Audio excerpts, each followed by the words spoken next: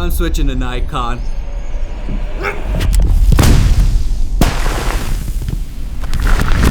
Oh, hold on a second. I'm not getting rid of all this stuff. Yeah, I made that with Artlist. Thanks for sponsoring this video. And yes, I did get a haircut.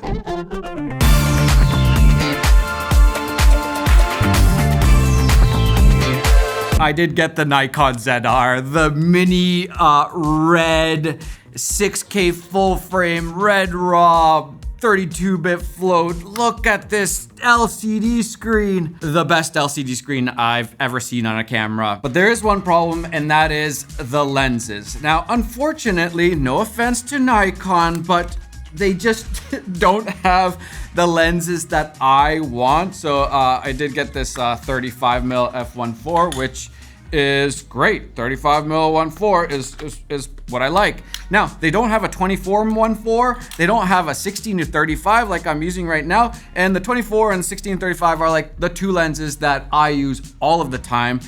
So we have a problem. Nikon, please make those lenses. But the good thing is we also have a solution where I don't need to sell all of these Sony lenses that I've gathered over the years, my favorites, because we can actually just use an adapter and use the Sony lenses on the Nikon ZR. Blasphemy, I know. But if this works, I'm keeping this. I will probably use this a lot. If this does not work very well, then we have a problem still. This one's from Viltrox, and because the Nikon Z mount is so big and so close to the sensor, you can actually put from my Sony to the Nikon ZR. Right now, I'm just using the internal microphones. 32-bit float, it's definitely peaking on there, but technically I should be able to just bring those down, no problem at all. This is my first time using the Nikon ZR with the 16-35. Is it autofocusing? It appears to be autofocusing well. Let's also fix something. I'm gonna be testing this little microphone out. This is Nikon's little shotgun microphone, and at first glance, this seems awesome. I'm very excited about this. No cables and all that, just straight into the hot shoe. Let's check out what the sound sounds like. By default, there's some like countdown thing when you press the record button. It's like 3, 2, 1, and this starts recording. That is dumb. I gotta turn that off so fast. Why do camera companies just do dumb things sometimes? Imagine you could come up with any hilarious idea, big or small, no matter the budget, and make it happen. That's what I did here. For example, what if all my camera gear could turn into potatoes and then blow up into French fries? Nikon potato. We got the joke, right? All I had to do was take the frame where I wanted this animation to start, and then I brought that into Artlist and I used their AI tools. You have all of these different AI models in one place, which is incredibly useful, and it saves you a lot of money so you don't have to have all of these expensive subscriptions. And each one has its strengths and weaknesses, so it's really nice to have access to a whole bunch of models. In this case, I'm choosing image to video, and I'm using the VO 3.1 model. It generates really realistic stuff and adds audio, which really helps to sell the effect much more. AI is not gonna replace your creativity, but I could never make this joke land without AI. So I prompted with something like static camera, no movement, all the cameras and camera lenses turn into potatoes and blow up into French fries. And we get something like this.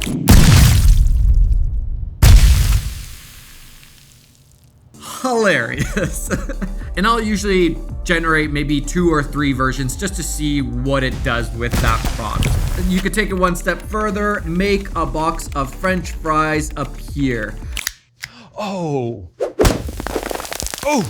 This one's might be a little bit too much. I completely turned into another person, but you can see the potential here for you to really be creative, come up with things that just wouldn't be possible with just a camera, and mix that into your videos. That is the coolest part about all this. It's not replacing you, it's not replacing your creativity. You gotta be creative, but this is just another tool that you can use. Great example of this is one of my favorite YouTube channels right now, Mike Casual in Woodstock. It's just like the most interesting vibe, weird, creative. Let me ask you this. When was the last time you did a video and you thought, you know what, that was a bit different, you know? That will definitely keep the viewers on their toes. They won't be expecting these sorts of visuals. But if it's been a while since you felt that way, then stick around as I show you how to create surreal cinematic videos by using a mixture of old school techniques that are easy to use and still stand up by today's standards, and newer ones that when used properly can give your videos that extra bit of unexpected strange. Because mate, this ain't your regular type of video. This is something else. These kinds of tools fit so perfectly with their creativity and just like unlocks a whole new level of what they can do. And if you're excited for the holidays, they're doing a holiday sale right now, 40% off the AI plan, 20% off the Pro Max plan, and if you use my link down below, you'll get 2 free months. I'm actually not on vacation. I'm filming here in Madeira. How epic is this place? It's insane. Go and check out the holiday sales. Check out Artlist for all of your AI needs. Thank you for sponsoring this video. All right, now we have the MED10. I hate the names of microphones. So many products. Just make them simpler. This is the Nikon microphone. Doesn't need cables or anything like that. We are plugged in now. Oh, by the way, does this wobble? I saw the 60 Mark III. No, what is it? R6 Mark III. The wobbles on that were insane. The specs look so good on that camera, and then the wobbles are just insane. So this is a 16-35 Sony lens on the Nikon ZR, and are we getting crazy wobbles? I think it's doing a pretty good job. No crazy. Man, this LCD screen is so big and so good that it's gonna be so tempting to just look at it all the time. It's already tempting to look at the screen. Now it's just gonna be like so hard to ignore. That might be a problem, but it is so nice to film with this monitor because you don't need an external monitor. It's just so good. It's big enough. It's 4 inches, almost five, right? Same. And it means that you can keep your camera package really small and lightweight. So I'm really hoping this all works out because it has been like 5 years of just using the same camera, and I kind of want something new and fresh. And this might just be it. I have a trip to Madeira coming up, so I can really put this to the test. But yeah, let's go see what Spencer thinks.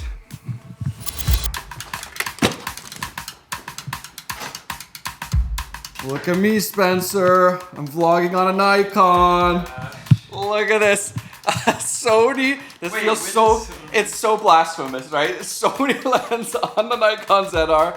We got the little Nikon microphone too. Whoa, interesting. What do you think? What do you think? This feels illegal. Okay, try. Okay, I can't stop looking at It's this. so hard to stop looking at that right now.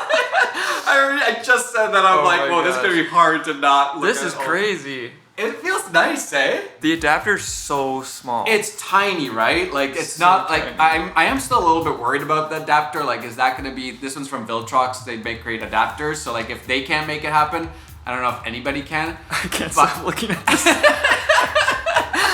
It's just so big and nice that. What's gotta your put it thoughts on the away. ZR right now? Are you gonna get one? You're a Sony user. I mean, it's cool that you can use the Sony lenses on this. It This kind of makes it easy to just buy one, right? I might just watch this video instead. And see where I'm at after it. I think we need to do some more tests. I wanna. The autofocus thing has to work really well. Okay, we got Spencer's that. just pressing on my face now. Did it go? Okay, now press on your face. You messed it. I think that's working really well, right? It has eye tracking. Yeah, and I just checked the wobbles. Did you see what's the R6 Mark III? Yeah, I mean, Canon is Did you always... see the wobbles on that? The ibis wobble? Ibis wobbles are insane on that. Like, I wanted to review that camera because I'm like, whoa, Really? Canon just made a crazy That's camera. crazy. And then I saw Googliata's video, and instantly it's just, whoa, it's just like, how can you film on something like that? I love how always it's an FX3 killer or whatever. It's just like, maybe not. Not so much But this might be, not a killer, but it might be like adjacent. It might be like a plus.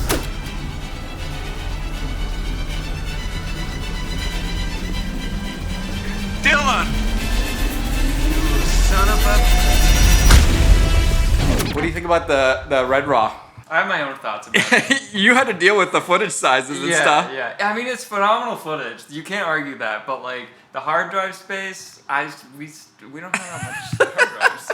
Are you seeing us saying we can't spend money on hard drives? It is a pain, eh? For a single video, I only want to be dealing with a single hard drive. Yeah, you don't want like 5 hard drives. Like we could not vlog. That's what I'm testing. This is just H.265, so hopefully I can grade that. But like, we're not gonna be able to film Red Raw all the time. There's just no way. No. Like that's just not possible. So this has to be good enough. This H.265. I don't know. Why don't they just put like the red log look or whatever on the H.265? Right? Capitalism. All right. You know help me test? I actually have some lenses. Come check these lenses out. Check these out.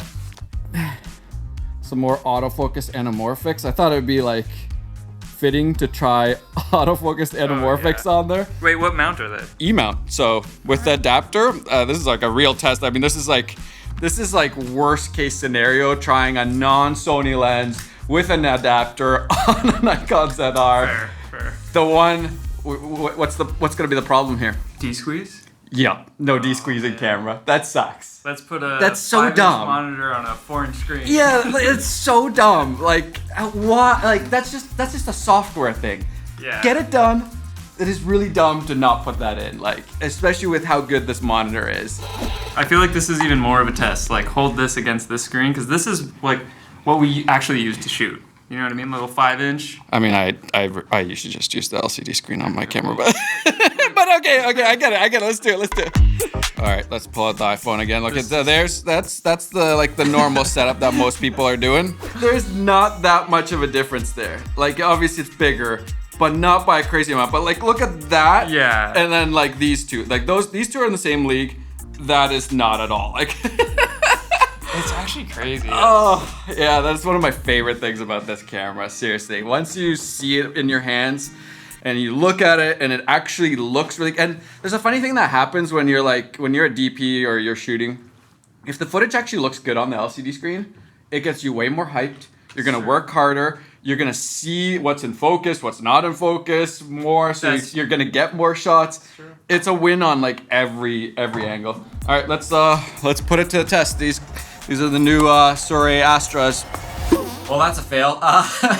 For some reason, the lens just isn't talking to the camera. Now, this could be because these are pre-production. For some reason, the lens is not working with the ZR. Could be the adapter. But these are the problems you're gonna face when you have to use an adapter. So it is something to keep in mind. So that's a bummer, but we can test out my favorite lens, the 24-1.4 Sony G Master. All right, we're on the 24. This is Red Raw. Why does the Red Raw even look better on the LCD screen? It like right away changes the look even on there, right away. I wish we could have smaller file sizes.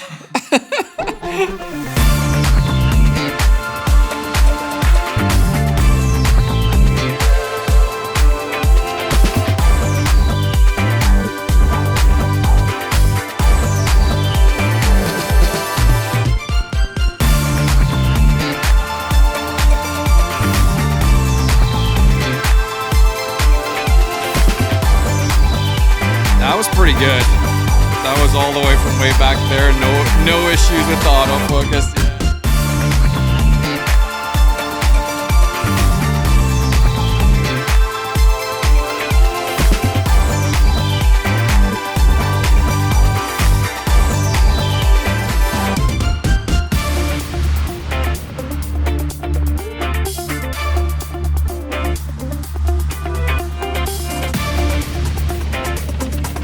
You just remembered the little punch-in thing, right? Oh my gosh, it's so handy just to like flick it and just like hit 5x that- zoom. And That's a check your smart thing. focus. Well done, Nikon. That is smart. yeah. That's like a good use of that little like Oh, it zoom just keeps lever. going. Yeah, you can keep going. Yeah. What the heck? Usually those zoom levers are just like pointless, but that's actually smart. Yeah, I do like that.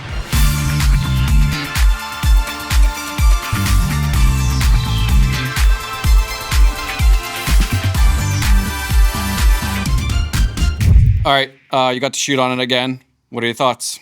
I still really like it. Like the form factor is so nice. It's nice to hold. the autofocus performance with the adapter, very impressive. I'm Yeah. sure there's like little things you could do to adjust internally, just like the Sony, Yeah. to get your speeds, but like we didn't really have any issues at all. It does bother me a little bit that it's a little wiggly though. I didn't Just notice a that. little I didn't wiggly. notice that. You don't notice it when you're shooting, but it's just a little wiggly. It just doesn't inspire confidence, you know? Yeah. It'd be better if they just made the 16-35. But overall, I think that was a pretty good third test, whatever this I'm is. most excited to see what this mic actually sounds.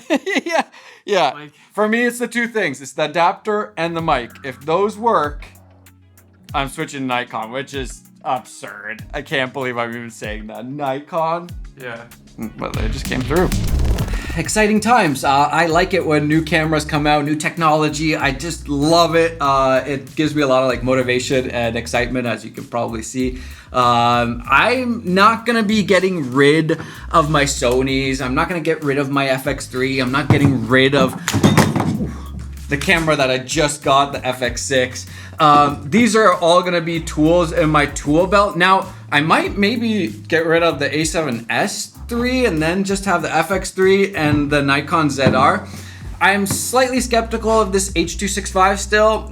We'll see. I'll have to tell you on another video how I feel about editing and color grading the H.265 footage and how good is it actually. I feel like the dynamic range is not nearly as good as on the Red Raw, and then you can't shoot on Red Raw all the time. That's ridiculous.